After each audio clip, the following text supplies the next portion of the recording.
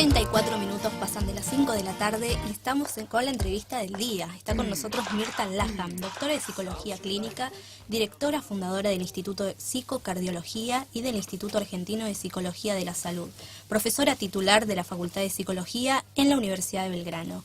Bienvenida. Muchísimas gracias por la invitación y muchas gracias por la oportunidad de poder difundir un poco todo el tema de la importancia del cuidado de los factores psicosociales en los problemas cardíacos, ¿no? Claro. Muchas gracias, Mirta, por venir. Muchas gracias. Aparte, hicimos hoy un programa que fue maratónico porque nos metimos precisamente en la cuestión de la ley antidespidos, ¿no? Que hoy está preocupando especialmente a los argentinos y por eso vamos a meternos por ahí. Pero antes, ¿qué es la psicocardiología? Bueno, en este momento y en este último siglo, la enfermedad número 1, desgraciadamente, de factor de mortalidad es la enfermedad coronaria. O sea, las personas que después padecen infartos o muerte súbita, y tiene que ver con la sensación del taponamiento de las arterias, para decirlo de alguna manera rápida, ¿no? Y cómo influyen los aspectos psicológicos o el estrés en lo que es la enfermedad. En los últimos estudios que se llaman InterHeart, del año 2004, 2009, 2011, se hicieron evaluaciones con 11.000 pacientes, 50.000 pacientes, y buscando los factores de riesgo a ver cuál realmente era el preponderante en la causa de la enfermedad. Y se reconoce al estrés como en tercer lugar. O sea, que una persona con una situación de estrés muy aguda puede llegar a tener un infarto o puede llegar a tener una muerte súbita, que es un infarto, digamos, masivo, ¿no? Claro. Y lo que estabas comentando con respecto a lo que está al ambiente el ambiente psicoeconómico, socioeconómico y demás, cómo afecta a las personas en la salud. Y eso ahí se midió, ¿no? En el 2001, hablábamos recién, la Fundación Favaloro hizo un estudio. Se hizo un estudio en el 2001 de reconocer en la salud de las personas el tema del infarto. Y en el 2001 hubo un recrudecimiento mayor de infartos, a diferencia de otros años. Y ese fue el año que desgraciadamente pasamos bastantes penurias a nivel socioeconómico. Claro. O sea que se establece una relación fuerte, ¿no? O al menos un correlato importante entre la vida socioeconómica de un país y en la salud de su población, pero, digamos, adjudicándole, por ejemplo, la enfermedad coronaria, reconociéndole una causa en esto. ¿Podemos hablar de causa en términos de causa? Sí. En este momento se puede hablar de una causa relacionada al estrés que estamos viviendo, las dificultades que uno tiene en reconocer las situaciones de estrés, porque el tema pasa cuando uno tiene una situación de estresor agudo. O sea, te pasa algo, lo sufrís y en el momento, sentís que algo cambió dentro tuyo. Pero cuando uno está pasando por un estresor crónico, por ejemplo, una situación en el trabajo, uno se acostumbra a eso. Claro, entonces ya no lo siente como... Te empezás a acomodar como, será así a partir de ahora. Claro, ya no sentís que estás mal porque es una forma habitual de vivir. Claro, entonces, pero esto uno no se da cuenta de que tiene un efecto en el organismo. O sea, si yo estoy incómoda en mi trabajo, si tengo dificultades con la jerarquía de mi trabajo, si tengo dificultades con mis compañeros, si siento que mi nivel económico y mi sueldo es menor al que al que realmente sería para mi trabajo, si a su vez tengo miedo que me despidan, entonces estoy viviendo una situación de estrés, porque las personas no solamente tienen trabajo, tienen su familia, tienen otras situaciones de responsabilidades que hacen que el trabajo sea muy importante para sostener todo, ¿no? Claro. ¿Y cuesta después desenchufarse de esa situación de estrés? Porque he visto personas en el verano descansando, pero siguen con esa situación de no poder parar, siguen con esa... Lo que pasa es que a mí, por ejemplo, me han llegado algunas personas para atender como pacientes y me dicen, mira, a mí el doctor me dice que yo me tengo que cuidar del estrés. ¿Yo tengo estrés? Claro, eso, tenemos. ¿Cómo me doy cuenta? Entonces uno dice, a ver, yo le pregunto, ¿cómo se daría cuenta usted que tiene estrés? Y me dice, y no sé qué es el estrés. ¿Qué es? ¿No? Entonces dice, le digo, mire, vamos a pensar que ante una situación donde me resulte muy agobiante, en la cual yo no me puedo recuperar, estoy pasando por una situación de estrés. ¿No? Entonces... ¿Esto varía de persona a persona? Sí, es muy subjetivo. Yo puedo estar estresada por una situación y a otras personas al lado mío no le pasa, digamos, no siente lo mismo que puedo sentir yo. Y el estrés está vinculado a las emociones. Entonces, yo puedo estar muy estresada y me puede originar una situación de enojo, porque no puedo soportar algo, porque me cansan los chicos, porque mi trabajo me resulta demasiado, y entonces en la situación de estrés va a generar emociones, o sea que está totalmente relacionado el estrés con el enojo, la ira, las reacciones. Y que bueno, y eso también va a afectar directamente la parte íntima de las arterias. O sea, no es que eso es solo una cuestión de conducta o de comportamiento del sentir. Yo cuando tengo un paciente le digo, ¿y usted dónde siente cuando está enojado? Entonces me dice, acá en el medio del pecho. Le digo, bueno, entonces significa que algo acá cambió, algo acá se modificó. O sea, y el estrés puede reventar, para decirlo coloquialmente, puede reventar por distintos lugares, mayoritariamente tiene una consecuencia cardíaca, digo, porque a alguno quizá le duele el estómago, a otro o no. Depende de la predisposición que uno tenga también a las enfermedades. Ajá. Ahora, está conocido dentro de la enfermedad coronaria una cantidad de factores de riesgo que si uno se cuida de esos factores de riesgo no tiene por qué estar enfermo de las coronarias. Claro. O sea, supongamos, si yo no fumo, me cuido del estrés, considerando que ante situaciones muy agobiantes puedo revertirlas.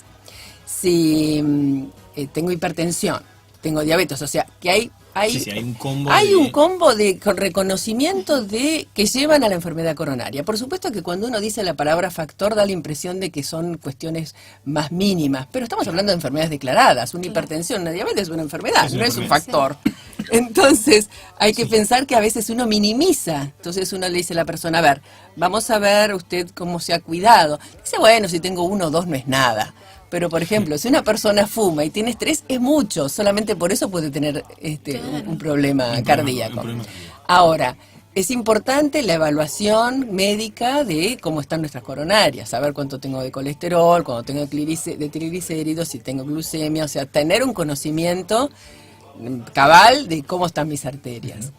Eso no significa de que uno no pueda llegar a tener también alguna enfermedad coronaria, ya sea por algún evento agudo, de algún susto. Una vez se escucha o lee en el diario, una persona fue asaltada o tuvo un accidente y falleció de un infarto.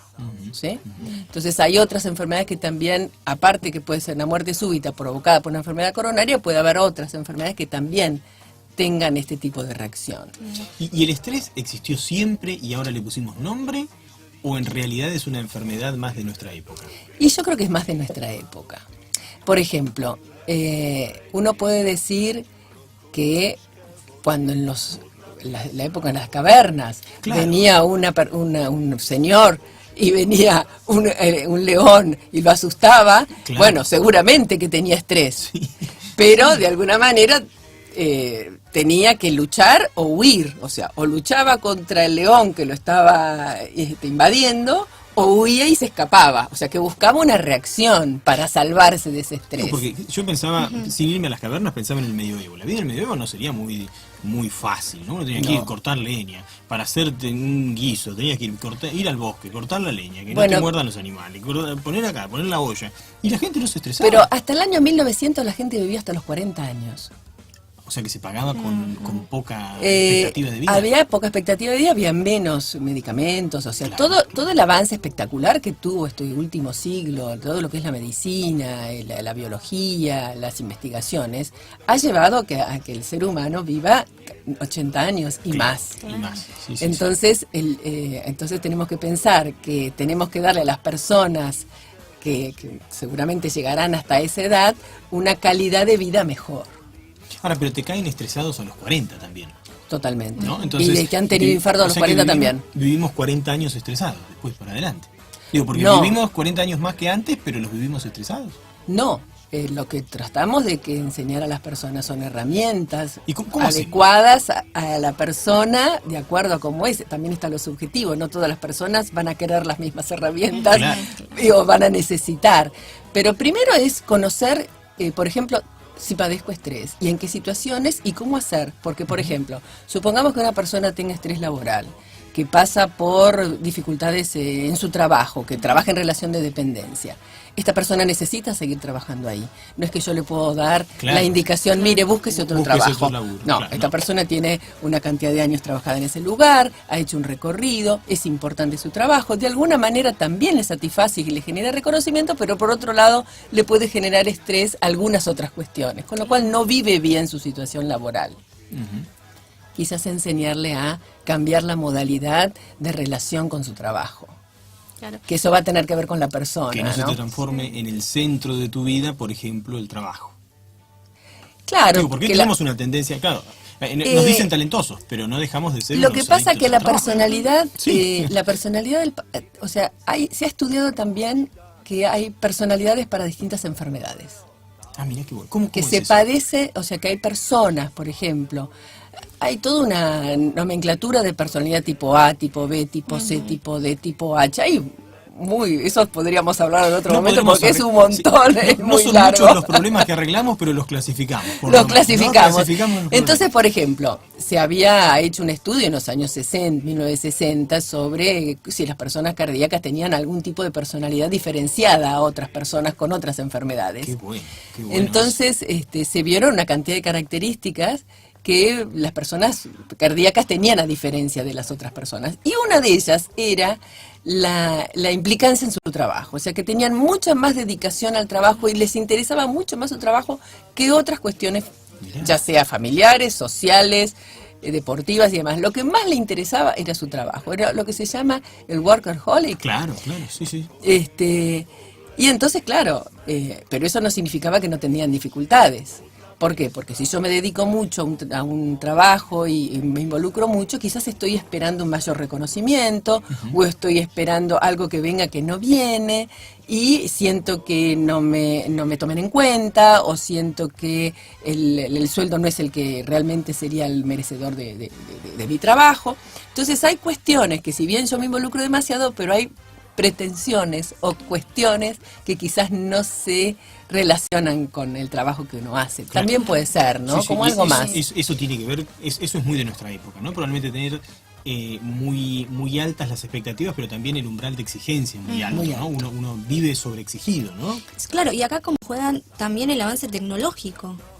¿Puede afectar esta capacidad de la tecnología? Hay una digamos, especialidad que habla del tecnoestrés, ¿no? Y cómo afecta en las distintas edades la relación con la tecnología.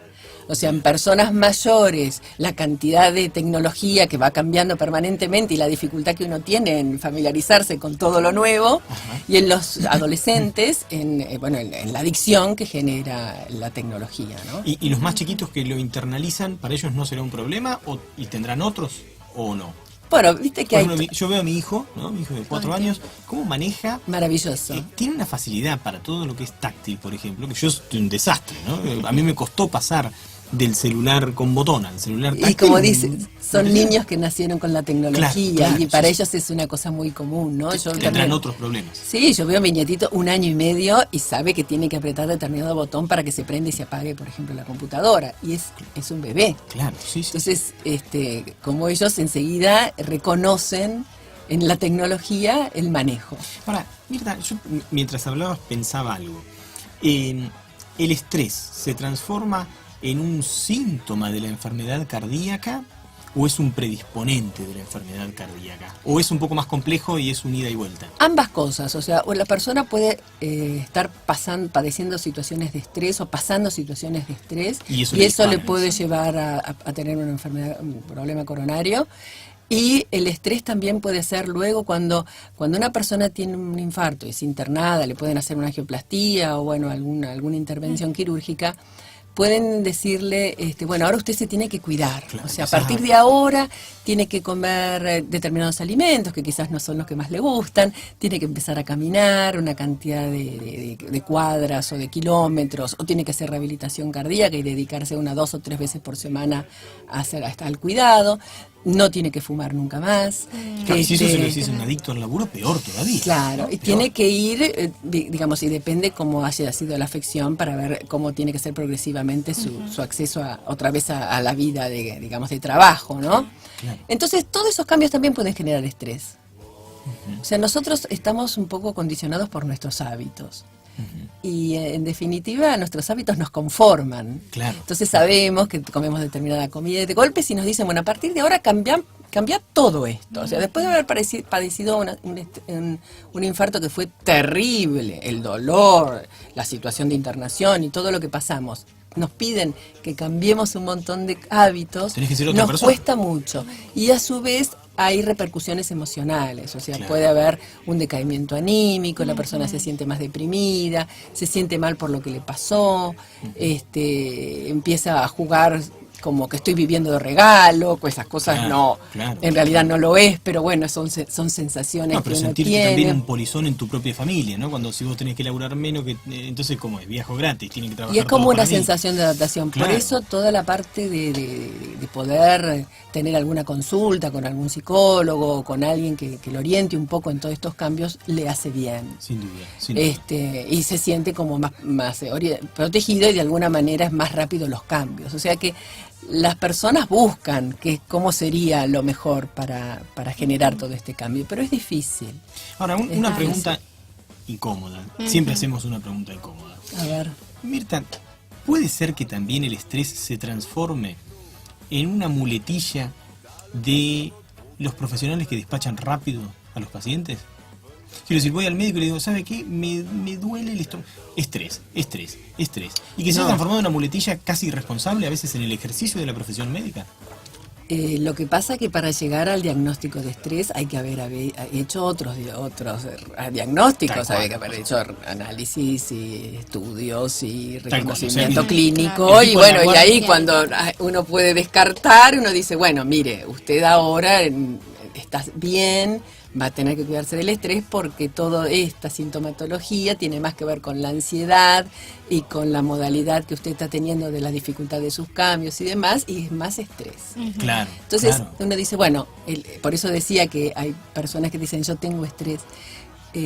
Cuando uno tiene mucha ansiedad, ¿no? Y la ansiedad se genera por distintas causas, por temor, a la larga tengo muchas veces miedo, esto se conforma en un trastorno.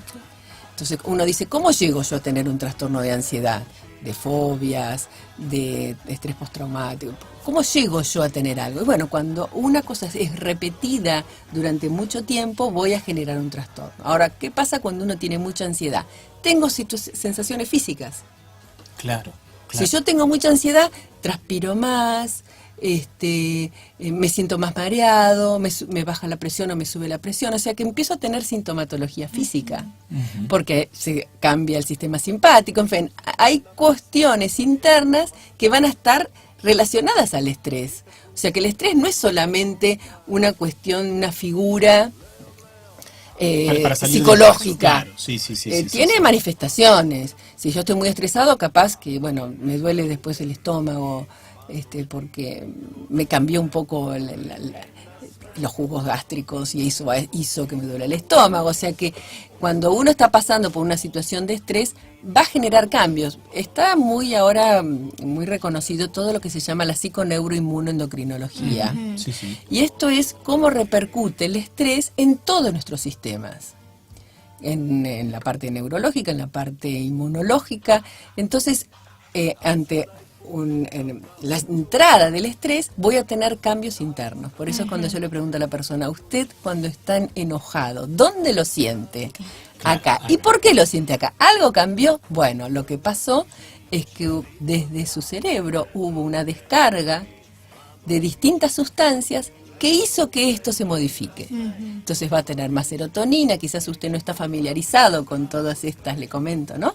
Con todos estos nombres, pero ¿qué es lo que va a tener que ver? Que hay un desequilibrio que hace que esto, en esta reacción, usted sienta lo que está sintiendo. Apasionante, Sí. apasionante, es hermoso. Esto la verdad es hermoso. ¿Y por qué te dedicaste a esto?